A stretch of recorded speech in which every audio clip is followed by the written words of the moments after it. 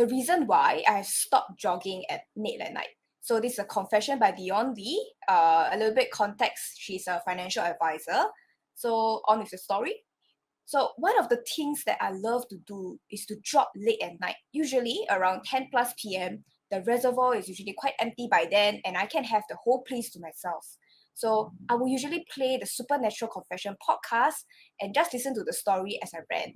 Maybe, perhaps, this might be a bad idea. So in some of the live show, you've talked about how listening or thinking about ghosts will actually attract them to you. Frankly, I didn't think much about it before. To me, it's quite a silly notion. What do you think? If you think of ghosts, then the ghost will come to you. Then if I think about money, then tomorrow I strike lottery lah. Doesn't work like that, right? Okay, so that's what I thought. But there was one time I was running in the middle of the night, and at a certain spot, the podcast suddenly just stopped playing halfway. So when I checked my phone, and it showed that the battery was empty. But this cannot be true because I always charge my phone fully before I run from my run. So my phone was only about a year old. So it has been more than 20 minutes since I run, but 20 minutes couldn't just possibly drain my battery so fast. So when my earbuds actually start beeping, it also start to shut down, indicating the battery was flat. I looked around me. I was totally in isolation. There was nobody around me, and the area had more trees than other parts of the area. So immediately I felt a cool sensation wash over me. I can't explain it. I can only describe that my body is slowly going into panic mode. While my mind is trying to figure out things, I hear a distinctive voice in my right ear say, "Go." I ran as fast as I could, but suddenly everything felt so heavy around me. And it was suddenly that the air became denser, and when I was running, I can feel like an invisible web on me. I didn't turn around. I feel that the sensation there was something large coming after me. So well, sorry, all I could do at the time was pray, and I tried to run as fast as I can.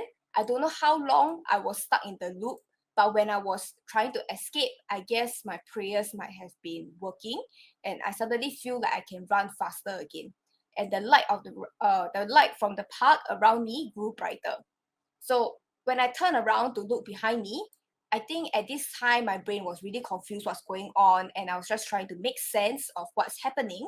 Suddenly, I feel like I can see a arm around in the darkness where I just run past. So like I said, I was more logical than superstitious. So despite going through this, I feel that the first thought was to rationalize things.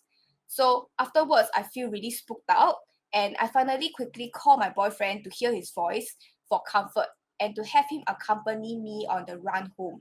So when I was searching his name in the phone book, it suddenly dawned on me, yeah, I have battery again.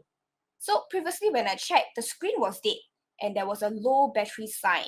So the earbuds was suddenly working again. It was so bizarre.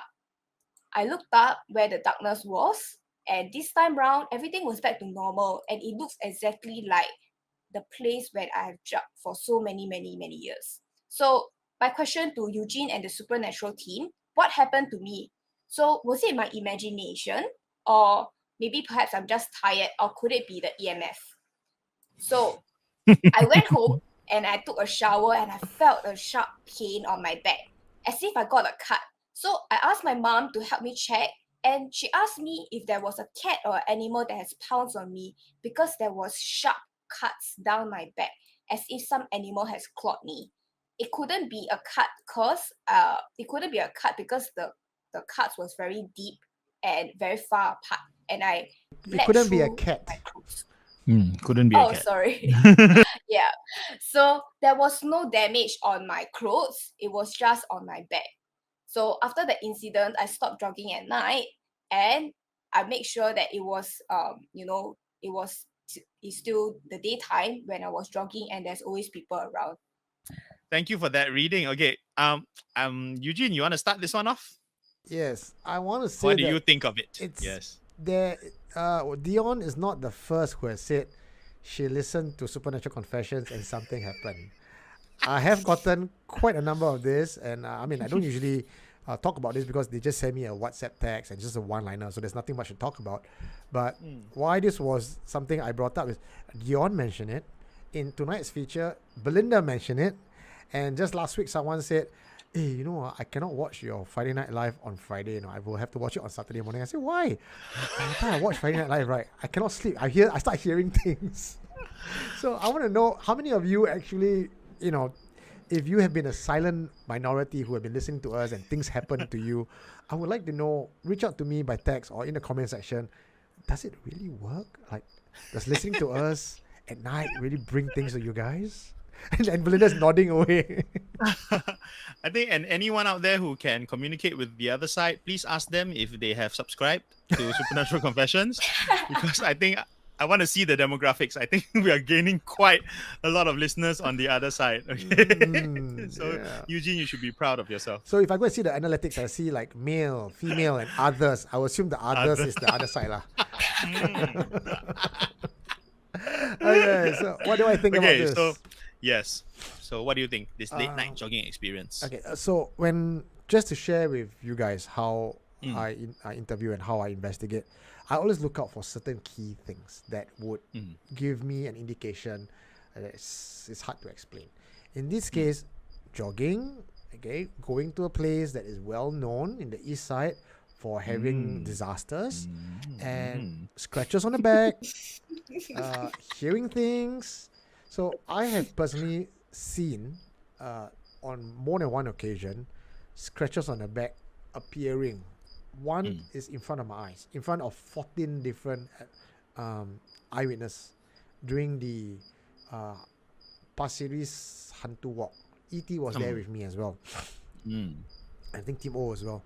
This lady complained that she felt sudden pain behind her back. She lifted up her sports top. There's bra and everything, right? So she lifted up her top. We saw lines in front of her eyes, torchlight and all, going up from the top of her back, down through the sports bra and down to the waist. Right. Cannot explain. No one could. The other one was in Johor Bahru Hotel. We went as a group. We stayed overnight. And my girlfriend then, she had a nightmare. She started kicking. She says, there's something in the room, there's something in the room. And then after she sort of calmed down, and next morning when we took our clothes off, everything, there were lines at the back and claw marks. Oh. Yeah, so it's not like I struggled in bed and then there were lines. It's like how Dion's mom described. There is like cuts, and it's not like a cat paw where the claws are close together. This is separate. Yeah. So our station Adrian Chua is asking, the cut on the back 3 lines or? No, Dion did not say, and I think when I asked her about 3 lines, she said she can't remember. She just knew there were claw marks. Yeah. Because Camellia 703 is saying that if it's 3 lines, it's Miss P.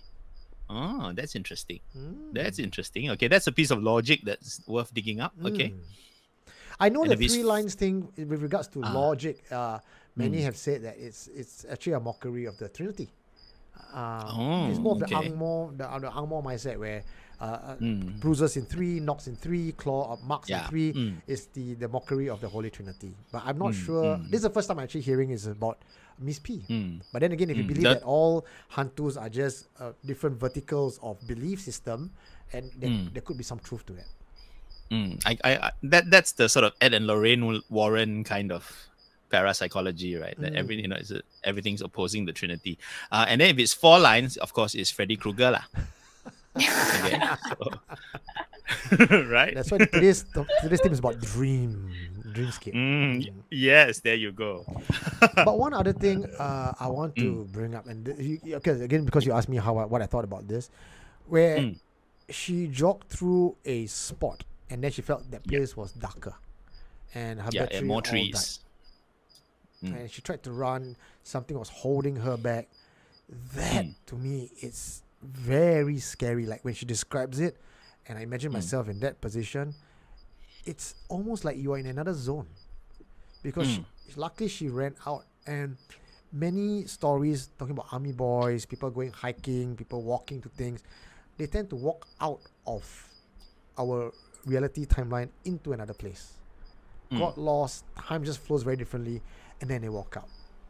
Mm. And of course, the icing on the cake was when she turned back, and then she thought she saw a hand goes back in. Just speaking about it now, just goosebumps all over.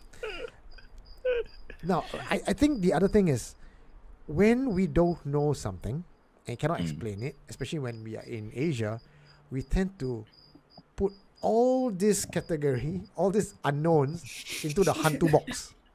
Mm-hmm. I'm now trying to wear the Bill and Matt's on the fringe hat. Mm-hmm. What if that was a different dimension, a weakness in the threshold of space-time, and she sort of fell into or walked into that cross line between our world and something else. And of course, when you walk into that world, there are things in that world that will reach out to you. But then she started praying, and whether the prayers work or not, but she escaped. So close. So is it hantu? Is it para hantu signs? I don't know. Like, I want to know what you guys think. But to me, this is no way I can explain it in any rational fashion. Over to you guys. Okay, so okay, let's tackle the fringe theory first, right? Is it possible, Belinda, that it was a dimensional thing, a time warp or a loop or something? What do you think? I think very likely maybe she might have Jean playing pranks on her, because from what I understand and from what I've heard of, Jean usually like to stay in the nature, like, you know, the foresty tree areas. So she mentioned that she jogged into a very tree a lot of trees, right? area. Yeah. So maybe perhaps she, like, you know, step onto something, and maybe perhaps, or she like you know, just open that other dimension, then she could have been trapped. So to me, usually, I've never encountered Miss P before, but usually to me, those kind of more evil spirits, they can't really do harm to you also, because human, we are also protected. Whatever, be it your spirit guides you believe in, or whether is it like your gods you believe in, we are all protected. So unless they are like a, you know, the stronger level of like entity that you mentioned, then they can do harm to you. And this is like some sort of like high level shit. She can do, you know, drain the battery from the energy and all these things. Like, wow, this one don't know how many years old already, this entity. It's quite So Marvel me, superpower, right? You can freeze her there, you can drain her battery, everything. Wow. Correct. Then after that, trap her there some more. So it's like make her feel very weak and all this. I think this is a high level boss. This must be a boss spirit. I like the idea of a jinn. You know, I think I think I've shared before the story of a taxi driver who was crossing a bridge, and he was also sort of he was trying to cross, and then he was prevented by the jinn. You know, because they didn't want him to go on that bridge because they were having a meeting. Apparently, it was a meeting place for jinn. Clementi. And he walked into their meeting lah, basically, you know. But they didn't freeze him. They just pushed him, but he's still stubborn, so he still walked through lah. So, you know, but they were trying to be nice. So that's a possibility. But if that's the case, then, you know, if it's jinn, right, then you have two choices, right? Either, like you say, it's a jinn who's playing tricks on her, in which case, then, you know, it could have gone really bad, right? It could have gone, you know, worse. On the other hand, it could also be knowing jinn logic, right? They got their own sort of world of things lah. So she could have walked into something sensitive, Correct. Or there was some danger, or there was something ahead of her. So it just freezed her until it was safe, and then let her go. So you think it's a good thing, like she's being protected? I think she was being kept there for a reason. You know, I don't think she was being harmed.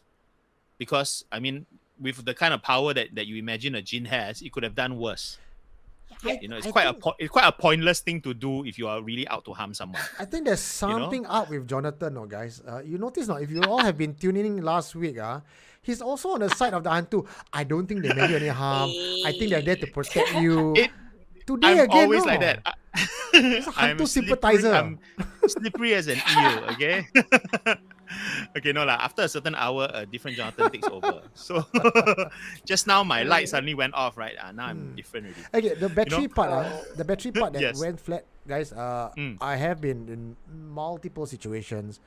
Phone go flat, camera go flat, lights go flat. And in fact, if you look at the Golden Mile episode, while the camera was rolling, the light just went off on its own. And after that, the cameras, we had multiple cameras. And then you go, all shut down. Alvin De Cruz was with me when we went over to Ubin for investigation. 3 cameras, each of us had 1 camera. All 3 cameras, they memory full, battery flat. Couldn't film anything. Left the place, got back to the the town center, everything's working fine. Right. I mean, last week we were talking about all the rituals that you make that you have to take care of before you start filming somewhere outdoors at night, right? And every time you don't, one of the most common things that happens if you're filming in a forest or whatever is also that all your equipment loses battery. That happens a lot. So I think it's clear that spiritually, I think electricity is something that they have a lot of control over lah. Right? I don't think it's because they're trying to stop you from calling for help and all that. I don't think it's as specific as that. I think it's just an instinctive, natural thing that their presence immediately, sort of causes a fluctuation, right? Or maybe it's something they arrange between iPhone and the spirit world. I'm not sure. I really don't feel good. You're getting a... Is anyone here? What did you find? You are listening to Supernatural Confessions.